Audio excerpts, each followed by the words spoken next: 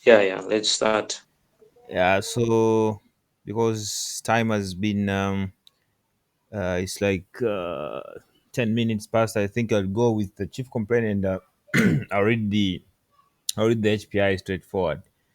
And yeah, so today we have 39-year-old female who presented with abdominal distension, and here is a short HPI.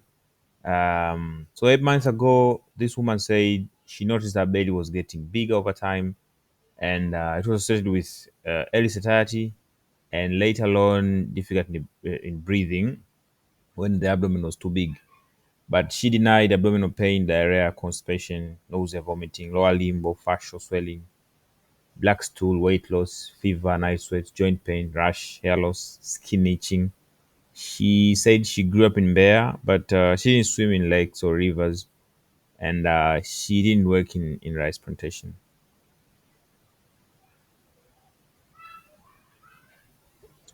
Okay, so that's the HPI. Yeah.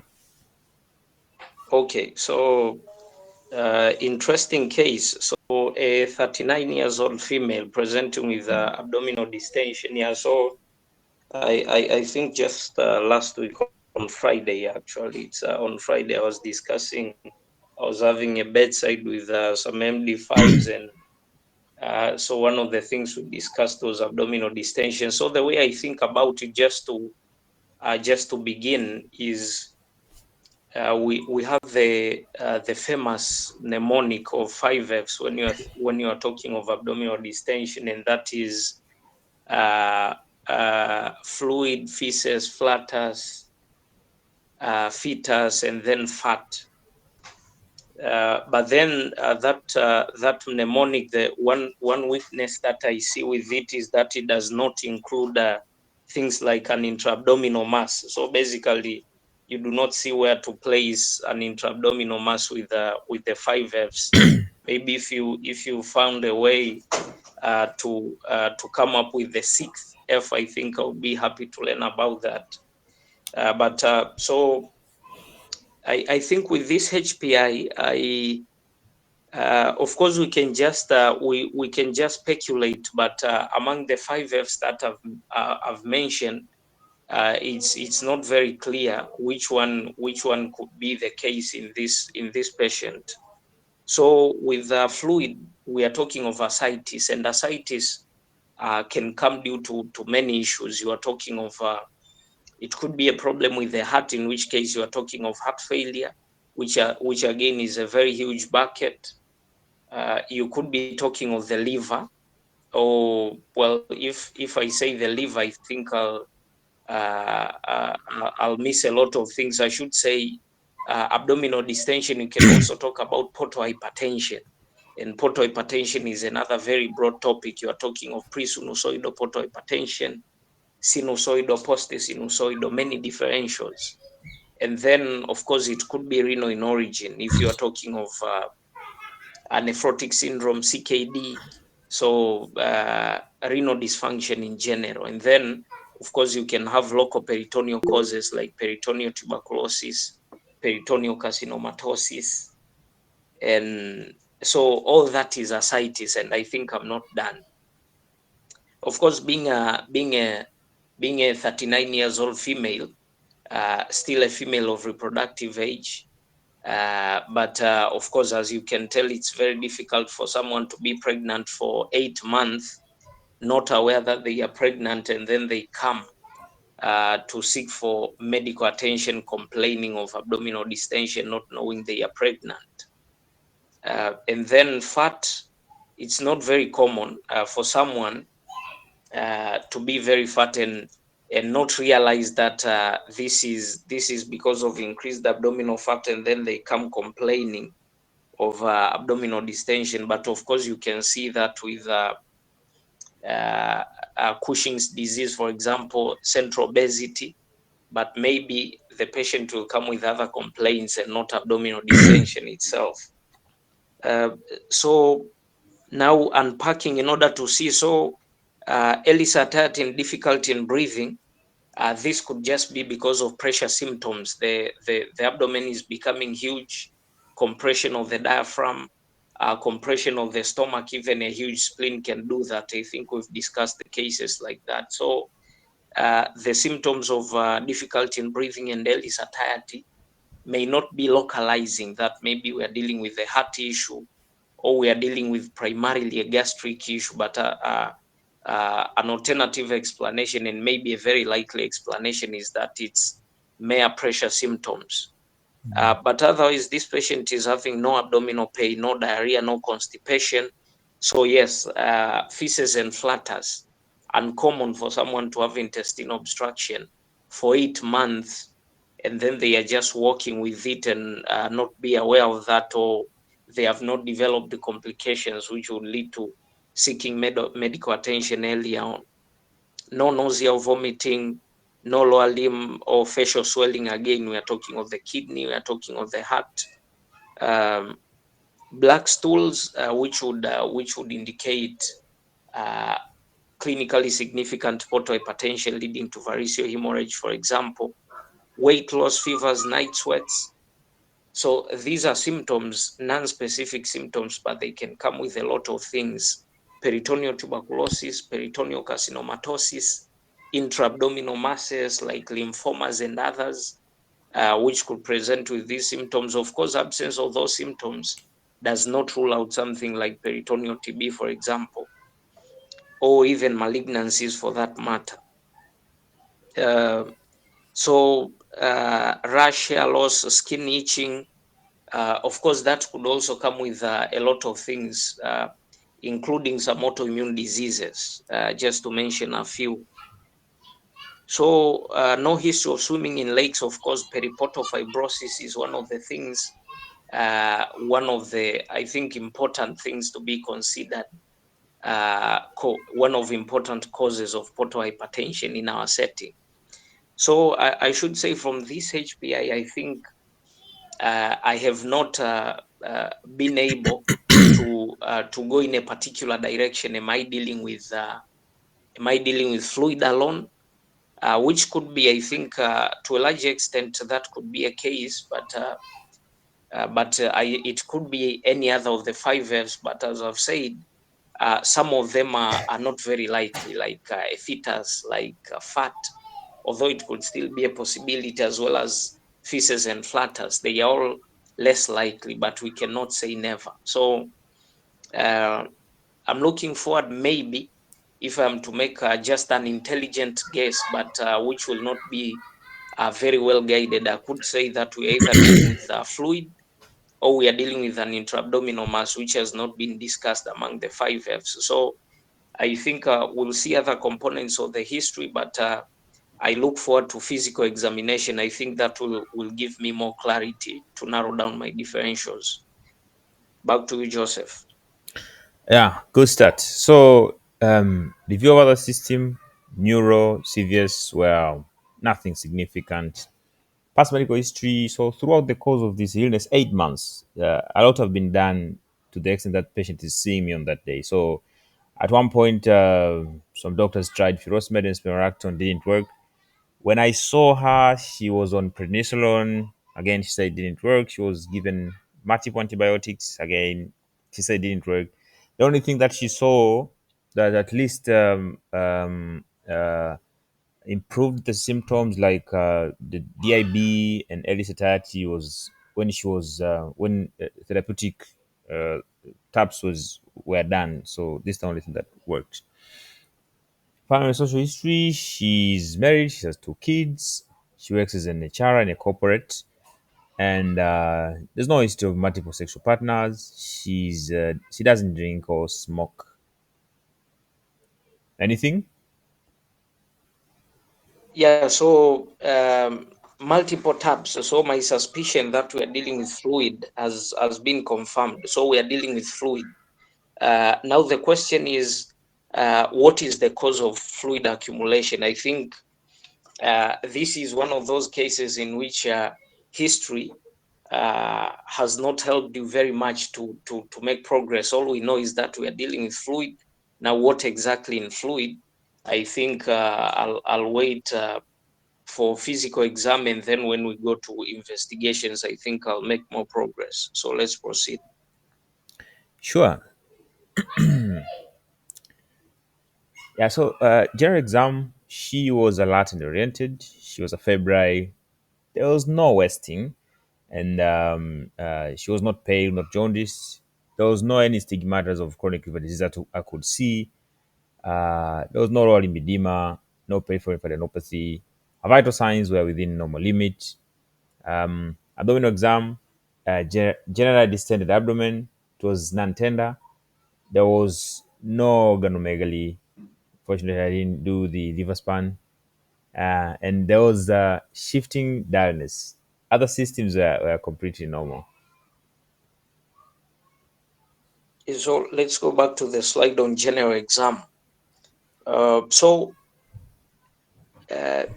think again we cannot make a lot of progress, but I think what you've discussed so far will just help. Will just help to rule out a few things, although again not 100%. So, for example, this patient is not wasted. Of course, when you talk, some of these conditions will come with significant wasting. So, for example, if we are talking of some malignancies, although again, as I said, not 100%, but if you are talking of a metastatic malignancy, for example, with a primary somewhere, I think, especially with solid malignancies, it's not very common for most of them, with the exception of lymphomas. But many solid malignancies do not come with heavy constitutional symptoms like fevers, night sweats. But weight loss can be there because a malignancy is a hypercatabolic state. So, but that alone cannot make us rule out malignancies completely. And then many patients with chronic liver disease that we see, uh, they are significantly wasted, many of them. So again, this does not make us rule out chronic liver disease in general, uh, but I think it makes us consider our thoughts. And then the fact that this patient has no jaundice, because, for example, if we are talking of chronic liver disease as a cause of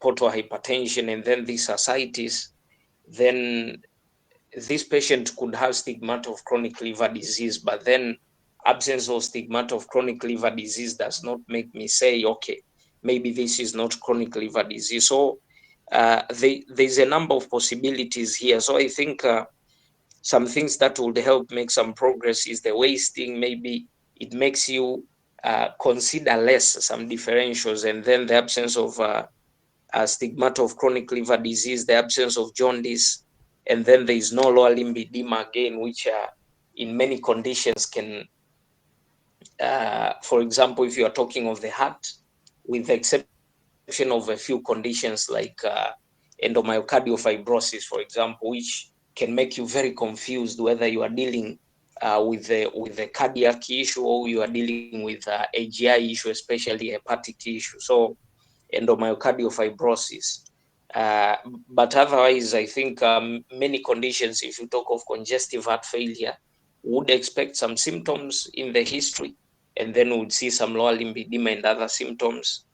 Uh, so it just makes me reconsider some differentials, but not a lot of progress. Absence of lymphadenopathy.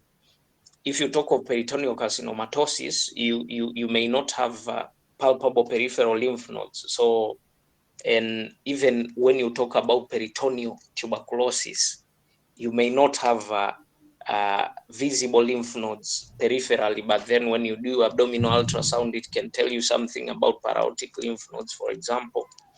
So I think again, physical exam has not helped us make a lot of progress. Let me see the slide on abdomen. So no ganomegaly. Joseph is telling us he didn't check for liver span. And so, for example, if we are talking of portal hypertension as a cause of the ascites, we would expect to hear splenomegaly. But again, if you miss a spleen on physical examination, it does not mean that the patient doesn't have splenomegaly. Think if you talk about sensitivity the sensitivity of palpation to peak splenomegaly can go up to 60% maybe. So there is still a big chunk of patients with splenomegaly that can be missed by physical examination. Yeah, so again, physical examination I think was not very helpful in making progress. All we know is we are dealing with fluid, that is ascites in there. Now, what is the cause of this ascites? As I said, the heart, the liver, the kidney, the peritoneum itself, and of course outside the liver you have so many other things. So I think I'll wait for the labs, and then I know we do have a limitation, for example, in doing SAG, but then if we manage to do SAG, that can help us narrow down. Are we dealing with an exudate? Are we dealing with a transudate? So that is one of those things that could help you make a lot of progress in this patient. But otherwise, I believe with labs and then maybe some imaging, I think we'll be in a good position at least to narrow down the differentials. Let's proceed. Okay. Learning a lot from you. 60% sensitivity for palpation of spleen. I didn't know that. Very cool. Yeah, so here are the labs. White count, normal. HB, mild microcytic anemia, normal platelets. The renals were fine. The livers were elevated. AST2 260, ALT 195, LP, total bilirubin were normal, but also GGT was elevated 196. IBG was normal, ESR elevated 50. Alpha fetoprotein was normal. Albumin was 3.7 normal serum. Total protein slightly elevated 8.4. They had serum ADA 18 elevated with the normal range up to 13. Anchor P and Anchor C were negative. CEA, CA 1990, CA 199 were normal. Serum lipase 76 slightly elevated. Serum amylase normal. TSH normal. CRP elevated at 34. The dimer elevated 329. Hepatitis B, hepatitis C, HIV were negative. Beta HCG was 2 normal. And urine analysis was also normal.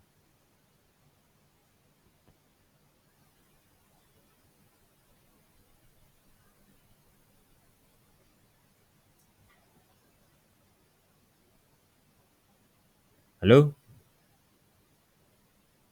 Hello, Joseph. I was muted. Okay. Sorry. Thought my internet was So doing yeah, problems again. no. So a hemoglobin of 9.2. Of course, the MCV is a low MCV, but I think in order to say that we are dealing with iron deficiency anemia, we would need iron studies. But then, uh, among maybe some simple explanations, if we are talking of portal hypertension, although that has not been established in this patient, I'm just trying to throw in some alternatives. For example, if you have a spleen, anemia could be because of sequestration, although that is not going with the platelet count, which seems to be normal. So you can have with sequestration, of course, you can have the RBCs alone, or you can also have thrombocytopenia. So I think this HB cannot be entirely explained by this. I mean, by maybe saying sequestration. It could also be that you are dealing with anemia due to something else. Creatinine BUN normal. And just to get done with this, a urinalysis was normal. So I mentioned renal pathologies as some of the potential causes of this. So a urinalysis, there is we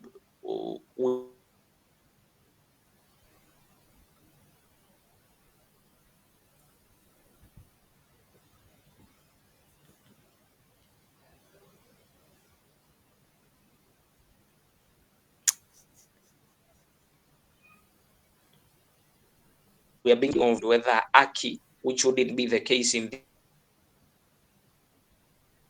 this patient, 8 months, we would be talking of any other symptoms. So the creatinine and BUN are normal. So I think to that end, I think we are very confident saying this is likely not coming out of the kidneys.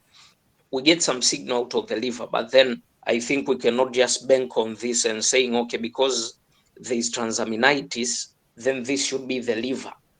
I think it doesn't go like that because, for example, if we are talking of passive congestion in a condition like Budd-Chiari syndrome, for example, uh, in Budd-Chiari syndrome, for example, if you have passive congestion, you may end up with you may end up with a hepatocellular injury leading to transaminitis. So I think, of course, it gives us some signals that the liver is touched in a way, but that by itself does not mean that the primary pathology is coming out of the liver, although I think we should consider that possibility. ALP normal, bilirubin. So I believe bilirubin total and direct are all normal. And then you also have GGT, which GGT many times we take it as a mark of cholestasis. So when you see GGT elevated, you think about obstructive issues, but then we've seen that bilirubin is normal. So we see transaminitis, and then ESR as well as CRP elevated. Okay, so with an elevation in ESR and CRP, both of them, that makes me consider inflammation as an explanation of these patients' symptoms. And so if I talk of inflammation, I'll consider infections, I'll consider autoimmune disease, I'll consider malignancies. So out of infections, abdominal distension, a chronic history of this. So I think peritoneal tuberculosis and tuberculosis in general, I think among infections should be one of the things that I prioritize in this patient, and therefore it can help me make progress. I would need acidic fluid analysis, the SAG, in which case would expect an exudative pattern, and then acidic fluid adder. If it's more than 40, then it increases our confidence in tuberculosis. Acidic fluid Zn staining as well as gene expert, they do not have a very high yield. So if I see that pattern, acidic fluid adder is elevated, and then I do not find alternative causes, I think I would just go ahead and treat for tuberculosis. So I think among infections, tuberculosis. Then what about autoimmune disease? So serositis of autoimmune disease, serositis from something like SLE or rheumatoid arthritis, we would expect. So in order for us to think about it, we would expect uh, other symptoms, for example, musculoskeletal symptoms, some skin symptoms, which could score these patients higher for those autoimmune diseases. So among autoimmune diseases, of course, I do not see many that explain this patient's presentation. So the albumin being normal, albumin is normal. So what is this telling me? Maybe because albumin is secreted by the liver, or is produced, is synthesized by the liver. I think that is a better term. Now, albumin being normal, this patient has been sick for 8 months. So I see a disconnect here, that you see transaminitis, which means that there is a hepatocellular injury, but then you see normal albumin. So the liver is still functioning. And the bilirubin also is normal, which is telling us that the liver is still functioning. And then total protein is elevated. So you see here that you have normal albumin, and then you have slightly elevated total protein. So that means that this patient is accumulating other proteins apart from albumin. So if you take that, I think the protein to albumin, if you minus that, you see that you are talking of 5 point something. So you have some proteins, so some of them being immunoglobulins. So that could explain this gap that we see in this patient. And then serum ALDA is elevated. It's not very helpful for me seeing an elevation in serum ALDA, because of course I am not even sure what to make out of it, because I think it's not very it's not very helpful in saying whether we are dealing with tuberculosis or what exactly. So I'll leave it that way. Lipase, we know that we can have pancreatic ascites. So for example, acute pancreatitis or pancreatic dysfunction in general can present with ascites. And so, but this elevation is mild, and therefore it does not qualify to say, for example, this is acute pancreatitis. And in chronic pancreatitis, lipase or amylase are not helpful. So I think it's a mild elevation, and I do not see a place to plug this in. Can I see the next slide? Yeah, so I think I discussed the CRP, an elevation in D-dimer. So D-dimer, these are fibrin degradation products. So whenever you are having a process where coagulation is taking place, and then uh, so some sort of intravascular thrombosis that is happening, and then you have breakdown of the thrombus, you end up with D-dimer, and therefore this elevation in D-dimer, I'll see later if it means anything. Hepatitis B, C, HIV, so triple serology negative. If we talk of chronic liver disease leading to portal hypertension, so of course viral hepatitis, I think, is a very important thing to consider in our setting. We see that is not the case in this patient. Hepatotropic viruses negative, HIV negative, beta HCG, we talked about fetus, it's normal. Urinalysis, I think I've already discussed it. So I'll try and do a quick problem representation for this patient. A 39 years old female, I think with an insignificant past medical history, if I remember correctly, presenting with an 8-month history of abdominal distension that turns out to be ascites. And this ascites has been refractory to medical treatment with furosemide, spironolactone, and then multiple taps have been done. No constitutional symptoms for this patient, just some pressure symptoms, including early satiety, as well as difficulty in breathing. On exam, nothing significant, grade 2 ascites. General examination, no stigmata of chronic liver disease, nothing suggesting hepatic dysfunction. And then we walk into the labs. We see a microcytic anemia. We see elevated markers of inflammation. We see transaminitis. And then what else am I missing? We also see an elevated D-dimer. Can you take me back to the last slide? The previous slide with labs. Yeah, so, and then yes, a slightly elevated total protein with normal albumin. So most of the synthetic, so I'll say synthetic functions of the liver seem to be untouched. That is albumin. And then metabolic functions of the liver, bilirubin seems to be normal in this patient. It's transaminitis, and then also an elevation in GGT, and also lipase, which I've not seen a place to plug in, and then an elevation in the total protein, which of course could mean that you have proteins other than albumin that have accumulated. So that is where I am so far.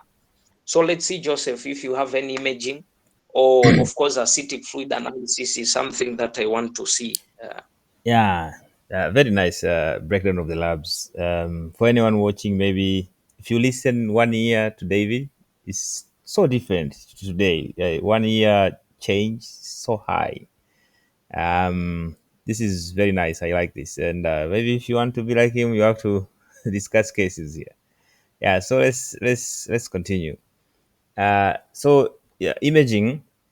Abdominal ultrasound just show ascites and a 3 by 4 centimeter necoic lesion on the right ovary that the sonographer thought it's an ovarian cyst.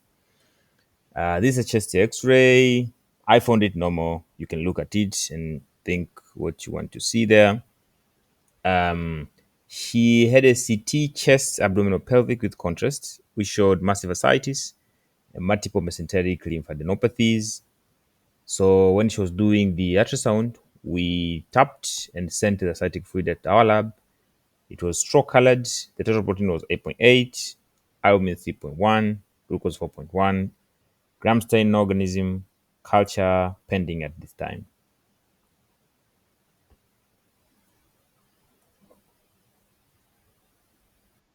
So Joseph, can you take me back to this last slide? Yeah. So the no the one on acidic fluid analysis.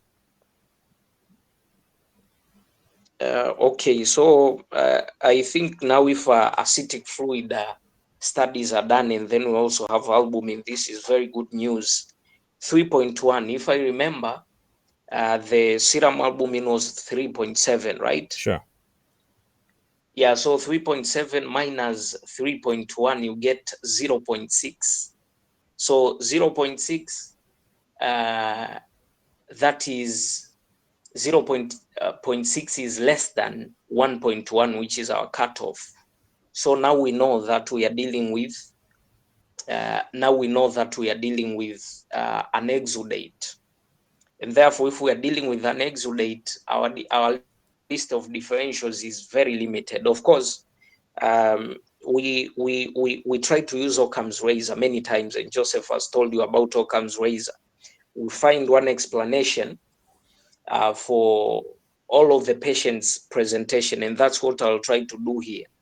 But something else I'll tell you is that, of course, sometimes uh, you should also know of another heuristic, which is Hickham's dictum, who tells you that a patient can have as many diseases as they want, and therefore Hickham's dictum is almost an opposite of Occam's razor.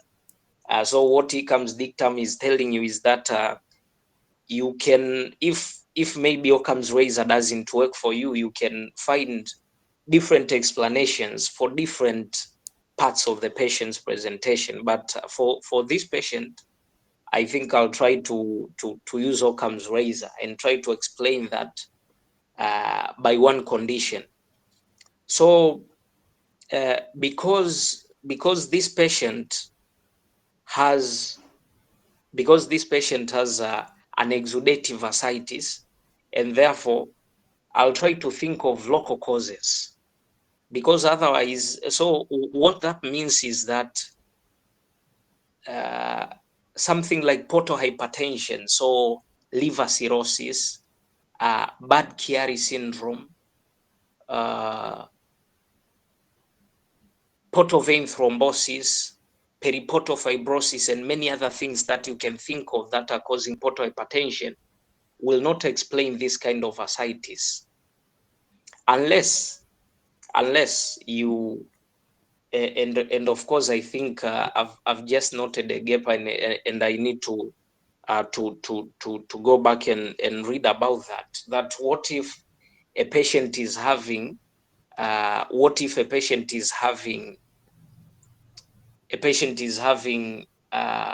portal hypertensive ascites, and then they have spontaneous bacterial peritonitis. Will that lead to an exudative pattern when you do your SAG? If anyone has an answer to that question, I'll be very happy to learn about it now. But then, so I think if anything gets me lost, it's that one, because with an exudative pattern on the SAG, that makes me think of an explanation for something exudative. So I throw away heart failure, I throw away portal hypertension, I throw away all renal causes of ascites, and therefore that leaves me with very few things.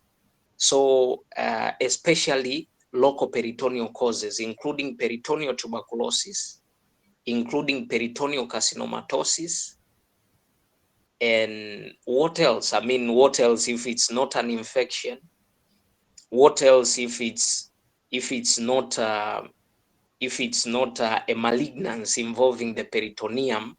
And then I already struggled to find autoimmune diseases that would explain this patient's presentation, especially an autoimmune disease leading to serositis in the peritoneum, not presenting with not presenting with any musculoskeletal symptoms, any skin symptoms, anything else. And then I think something else that increases my confidence, but that can cause me to be lost further, is the paraortic lymphadenopathy that was picked on CT. Can I see that slide on CT? I think I saw some lymph nodes there. Joseph, can you project that one? Yes, so multiple mesenteric lymphadenopathies. So these lymph nodes can be seen with infections like tuberculosis, and because they are multiple, and then they can also be seen with malignancies. They can be seen with malignancies, and of course, abdominal pelvic has been done, and it did not report any primary. So if we talk of metastatic malignancies, for example, I believe this abdominal pelvic CT would have picked the primary, and then that would explain many things. But there is no report of a primary. All we see is lymphadenopathy. So, but I still have questions. I still have questions. Can I see the slide on acidic fluid analysis? I still have questions. I think this has led me in the direction, and of course we see it straw colored. Straw colored, uh, when we talk of straw colored fluid, many times so one of the things that we talk about, at least we know it's not serosanguinous. So of course it could be anything, including tuberculosis.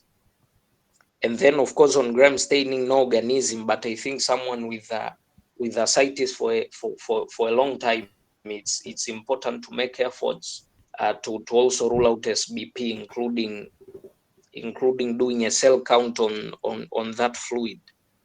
So I think I've made some progress. I'm thinking that the fluid is exudative, and therefore because it's exudative, I'm considering local peritoneal causes, including the ones that I've mentioned.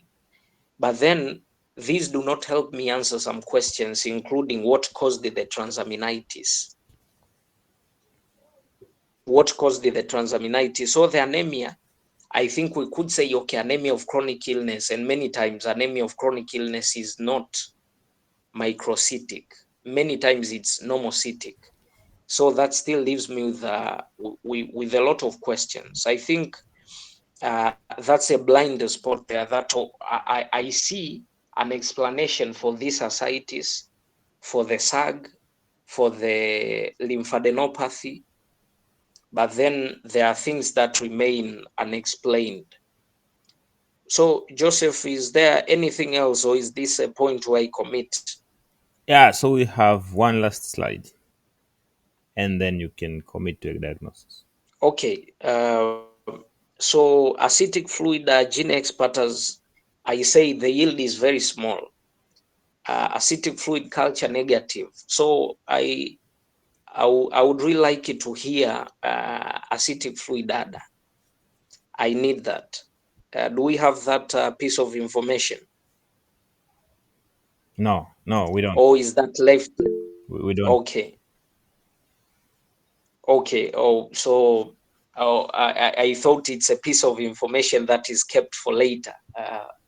And so where do we go next, Joseph? Is this where I commit? Yes, I think if you can, Okay, you have to give her the diagnosis. okay. So I'll run again from top to bottom and see. So a 39 years old female with insignificant past medical history. Is that correct, Joseph? There is no significant past medical history. Yes, true. Okay, insignificant past medical history. She presents with an 8 months history of abdominal distension. No constitutional symptoms. No symptoms suggestive of a renal issue or a heart issue. And of course, very importantly, no features of upper GI bleeding, no features suggestive of encephalopathy, no features suggestive of no jaundice. So many symptoms of chronic liver disease are missing in this patient. And then on exam, this patient is not wasted, no stigmata of chronic liver disease, vitals are normal. Abdominal exam is only notable for grade 2 ascites. And then we come to labs, we see a microcytic anemia, we see transaminitis, we see inflammation with elevated ESR and CRP, and then we see an elevated D-dimer lipase. And then what else am I missing? Then we go, of course, to the acidic fluid analysis. Okay, in the labs, I think it's also important to say that synthetic as well as detoxifying functions of the liver seem to be normal. And then there's an elevation. I think I should consider that very seriously, because that can get me lost. This patient is having elevated elevated total protein with the normal albumin. So this gap, I think, is explained by other proteins, including immunoglobulins. So, and then acidic fluid analysis and exudate. Negative gene expert, no growth on culture, and then multiple paraortic lymph nodes. Okay, so I'll try to run through my list of differentials that I have so far. I think on top of my list, I'm thinking of peritoneal tuberculosis. Peritoneal tuberculosis. Why am I thinking of peritoneal tuberculosis? It's because we see an exudative ascites, and then we see multiple mesenteric lymph nodes. So another thing, if it's not pulmonary, if it's not peritoneal tuberculosis, it could be peritoneal carcinomatosis. But then I do not see a primary that has been pointed out. So another thing, of course, it could be something like a lymphoma. So you have multiple mesenteric lymph nodes. If it's not a solid malignancy originating out of somewhere, it could be something like a lymphoma. But then, so that is what I'm looking forward to learning that. And I think it's possible that you have a lymphoma and then it's also presenting with peritoneal symptoms, and then you see the lymph nodes. But this patient was missing other lymph nodes. So another thing, maybe I should ask myself, because out of other autoimmune diseases, I think SLE doesn't fit. Something like rheumatoid arthritis doesn't fit. But out of the autoimmune diseases, something else that maybe can explain some things is autoimmune hepatitis. Autoimmune hepatitis can explain the transaminitis. But then I do not see a way autoimmune hepatitis presents with multiple mesenteric lymph nodes. And of course, I do not know autoimmune hepatitis to present with ascites, and ascites that is exudative, because if we talk of the natural history, maybe if it ends up with cirrhosis, then this could be ascites due to portal hypertension. So if it's not that, autoimmune hepatitis, I think less likely. So what else? What else? So because of these elevated elevated serum proteins, I think monoclonal gammopathies are also important to be considered. And if I talk of monoclonal gammopathies, you have multiple myeloma, you have Waldenstrom, globulinemia, and many others.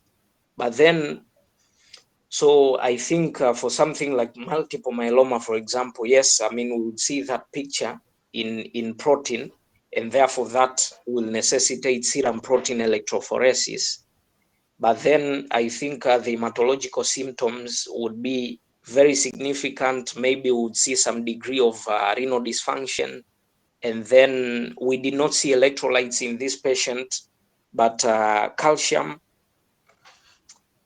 would be, I think, would see some bone as well as and calcium metabolism disorders, which we would not see in this patient. So I think it's not very straightforward. It's not straightforward. I'm having a diagnosis of peritoneal tuberculosis and then a few other differentials that I mentioned, but I think there is still a number of things that are unexplained, and therefore I'll just sit tight and learn from you, Joseph, because I believe I have a lot to learn from this case. So that is where I am. Yeah. Thank you very much.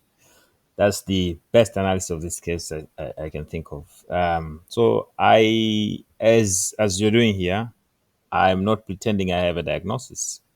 I'm having probable diagnosis as you do, but with reasons, as you're saying. But before I forget, I will say you're asking a very good question that you want a static fluid ADA.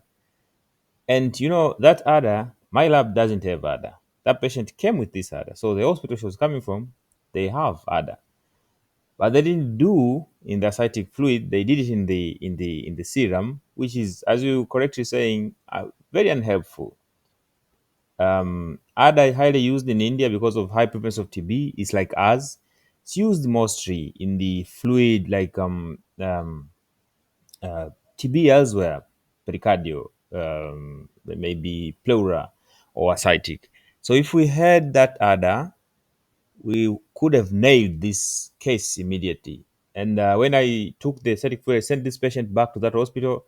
She had problem with the her insurance. Turned out I didn't know, and I learned on that day that the other the cash price for ADA in this country is the same as in India. So yeah, we didn't do that. So unfortunate. She didn't have money at that point. She had used a lot of money for other investigations that like the anchor and stuff.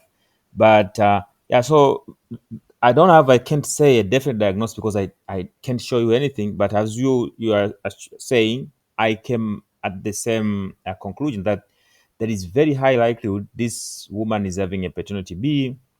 And I talked to her. I said, you know, the literature allows us to try presumptively anti-TB, and she said it's okay. She'll go and discuss with the her family, but again, I had to wait for that transaminitis to trend down.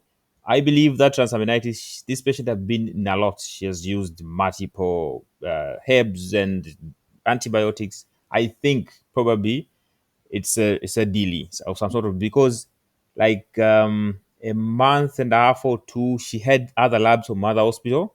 They were normal uh, uh, uh, the AST and GGT. So I think it's daily probably. So maybe we'll trend it down, and then if it's normal, because there is no hurry in starting the anti-TB, and we can start her on anti-TB and see how she responds. So yeah, I am on the same page like you, thinking probably this is very high likelihood. So the most important thing in this case, you're saying, is a SAG of zero point 0.6. And I'll tell you one thing. Every hospital in this country, when I go in that hospital and then I have the ascitic fluid, I tell them, do for me ascitic fluid albumin. They say we don't do that. But you talk to them, they can. It's the same machine. So, you know, we are doing this here because you can go on YouTube and find these things people discussing from other countries, but we have to discuss our local cases here. You go in your hospital, they tell you they don't do albumin in the ascitic fluid, but they do in serum. So that's not right. It's the same machine. They can do it. They can read. They can go online and look. So if you have ascites and don't have SAG, you're wasting your time. You have to have the SAG. So all these people, imagine someone starting, for example, spironolactone furosemide.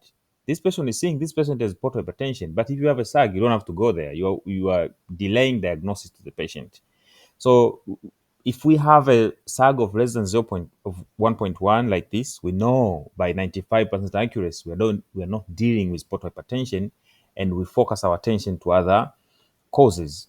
And this can be, as everyone's commenting in the chat, probably peritoneal carcinomatosis. But you know, peritoneal carcinomatosis is a bad thing. Like, prognosis is very bad. But again, this patient had CT of three sides, the chest, abdomen, pelvis, those nothing. So what's the primary? Maybe there's no cut primary somewhere. True. But if you arrive at the point of peritoneal carcinomatosis, you'll be too sick. The cancer will be very advanced. So less likely. Pancreatitis, as David is described in the discussion, the case doesn't look like it. And then imaging, we don't see anything in the pancreas, and then the labs doesn't look like pancreatitis. Serositis from autoimmune disease like SLE, adult onset disease disease, familial Mediterranean fever. 8 months is too long. We would have seen other things, which include joint pain, rash, alopecia, and stuff like that. Nephrotic syndrome, there was no the famous triad that you know, proteinuria, serum, hyperbilirubinemia, and edema. So let's like again, all these things can give you a SAG of less than zero point 0.6, and then we want to rule them out. And then you come to paternal TB, you can say, but no B symptoms. Even this patient asks, say, if I had TB, I would be maybe losing my weight and then having fever or stuff. But is it enough to rule out the diagnosis of TB? No, it is not. If you read peritoneal TB, there are a lot of things you can see that if you have a suspicion that epidemiology is telling you this patient is coming from high TB and endemic areas, and then you've ruled out some sort of other things, you can do empiric. You cannot say I've ruled out TB. The only way you can rule out TB, you can come close to ruling out TB, is by giving someone drugs and then they don't respond. But again, it's not 100%. What if the organism is resistant to one of those drugs? So yeah, it goes like that. And some teaching points here. So paternal TB comes from a reactivation of latent TB. The presentation, the presentation is 93% of patients will have ascites, 73% abdominal pain, and 58% fever. Diagnostic labs, ascitic fluid is the best. If we had this, maybe we wouldn't be like going back and forth. Sensitivity 100% and specificity is 97%. Why should you do it if you have the machine? AFB unuseful at all. Catcher unuseful. Sensitivity less than 20%. Gene expert is not well established in literature because this is the disease of us. Maybe those guys up there, they don't do research concerning these things. Peritoneal biopsy is another thing which is the best, but for someone to get this to, I don't know, like it's an invasive thing.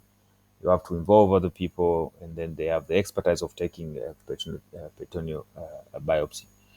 So, as I said, it might not be possible to establish a definite diagnosis of peritoneal TB. This is written in literature. You can try an empiric trial of anti-TB. That's what I want to do with this patient, and I'm having my confidence up here because David is also thinking like me. So I say, okay, maybe we are seeing the same thing. Maybe highly likely this patient might be having a peritoneal TB. So David, good job. I think that's where I am. What do you think? Thank you very much, Joseph. And I see the chat was very active today. It's been a lot of help, and so maybe I'll just partly, I think I'll try to respond to some things. So yeah, multiple. Malignant ascites, one of the things that we considered, and then I saw something about Meigs syndrome. Yeah, so Meigs syndrome, maybe we, of course, for Meigs syndrome, I think we would expect the fluid would be transudative rather than exudative. Is that right? I think that would be the issue, and of course, the little a tiny mass that was seen was a cyst, because CT abdominal pelvic, I think, would have picked a huge ovarian mass. So otherwise, I think so. So this was a good learning case. A good learning case. I think it tells us better, I think, than mere words that what we do is not easy. Your abdominal distension is something that we deal with many times, but then it's not that straightforward. And as you can see that clinicians sometimes we will fall prey to premature closure like that one. Someone comes with a ascites that is not responding to or that you have tried to find some causes, and then you do not find anything, and then she's initiated on diuretics in the hopes that it will relieve symptoms. But of course, we expect it to work for portal hypertension. Now, if it's a local peritoneal cause, that one would not help. Yeah, so I think many things to learn here. First of all, uh, that ascites is not as easy as as we think of it many times, because I think I broke a sweat discussing ascites in this patient. And then two, of course, I had the same thought that what about will interventional radiology people maybe be confident enough or comfortable enough to, but of course that will need money from the patient. That is another issue. But maybe for them, under imaging guidance, to go and sample some lymph nodes, and then samples can be sent, and then a lot can be done with that. Histopathology, ZN staining can be done on that, and many other things. I think that can bring us some steps closer to establishing a diagnosis. So maybe that is something that can be explored, Joseph. I'm not sure now about the financial position of the patient, but maybe we could give it a try, that the patient consults interventional radiology and then they see if they can sample a lymph node. But otherwise, I think a very good learning case, and thank you very much for this experience. Yeah, thank you. And you asked the question. I think SAG won't change if someone has SBP, and SBP is the issue of cirrhosis. If you ever any ascites, it's not any ascites that will have SBP. It's a cirrhosis, and there is pathophysiology there.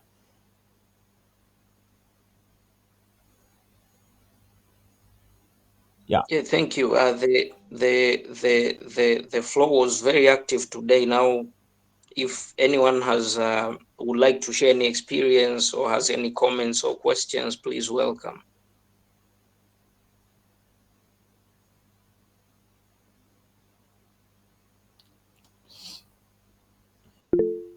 Fabian, karibu. Yes, thank you very much for the presentation. It was a very nice. I've learned a lot today.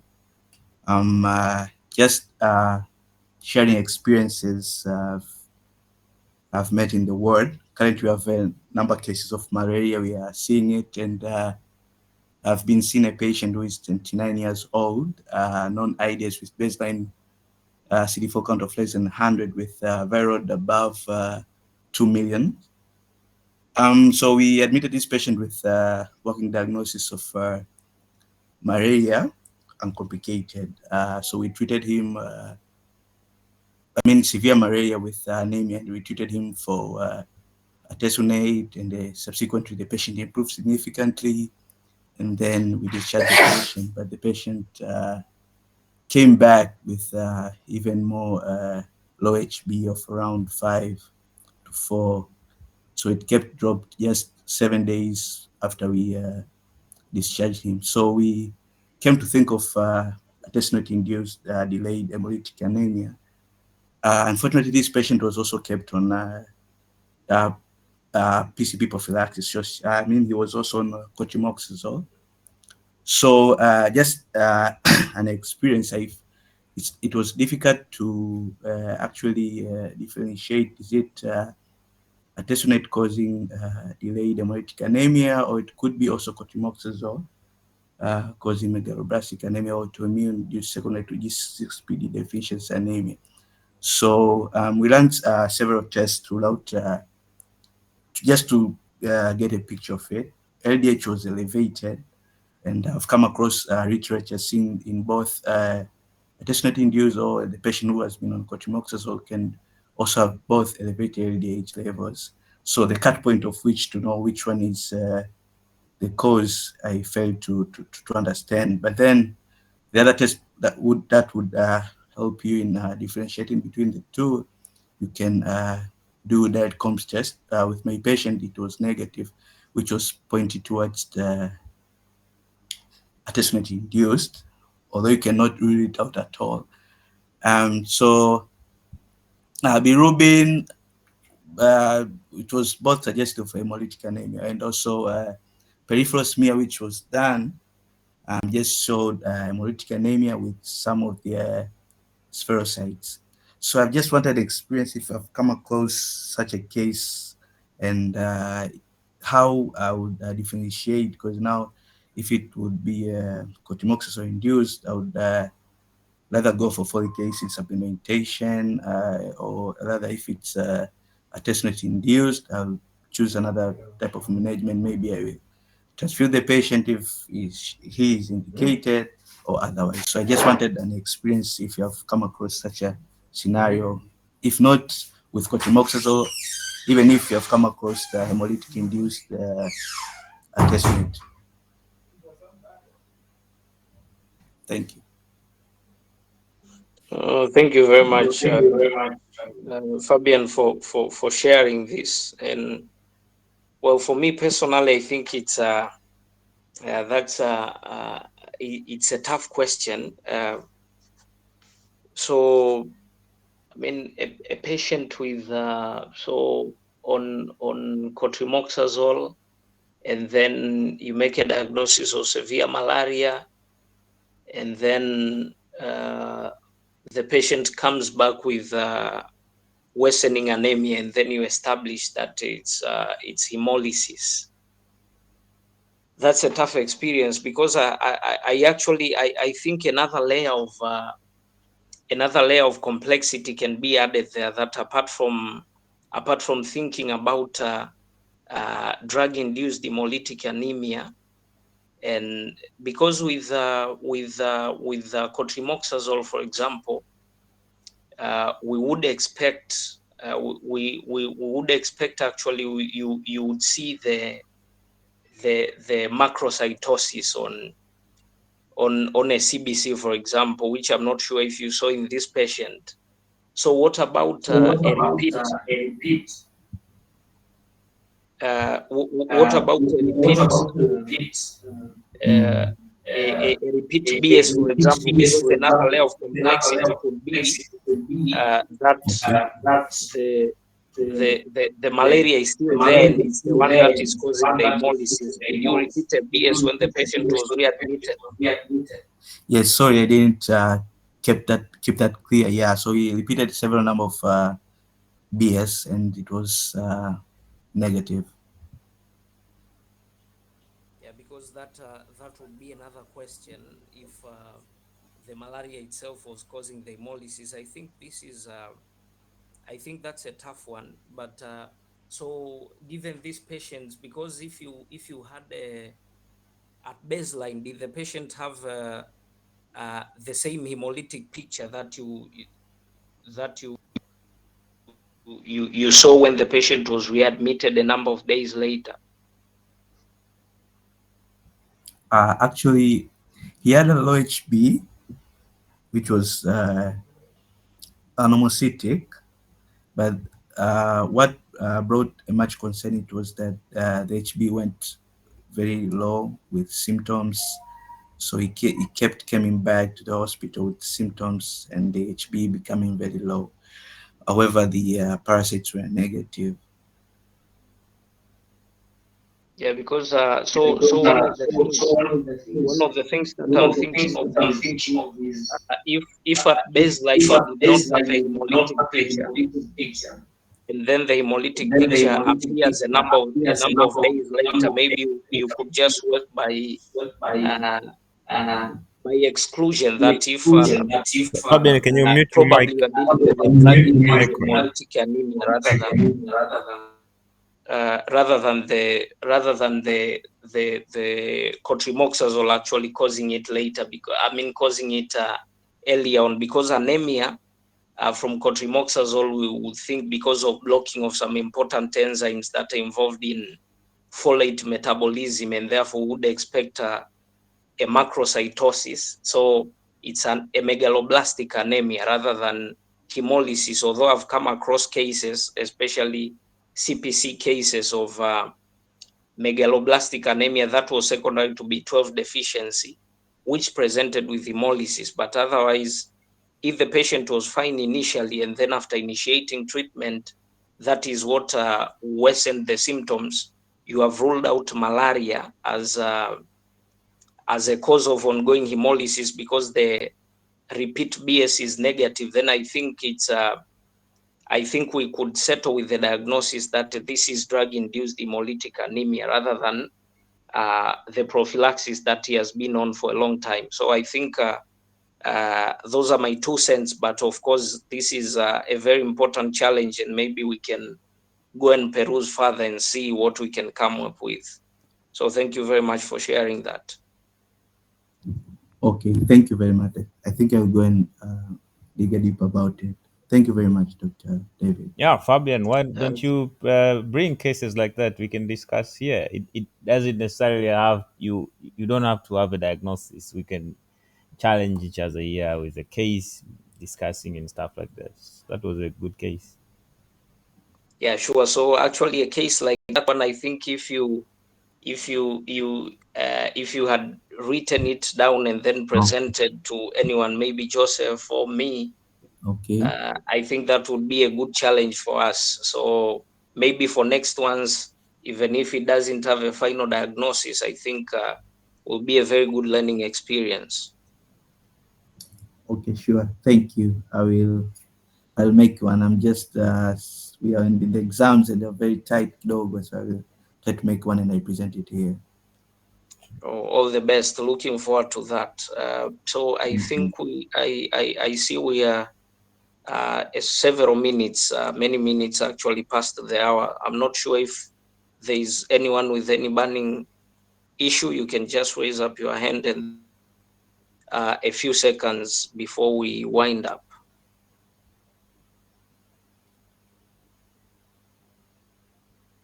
Okay, I do not see any. So anything from you, Joseph? Nothing. I would encourage those of you who come here one day, volunteer and discuss a case.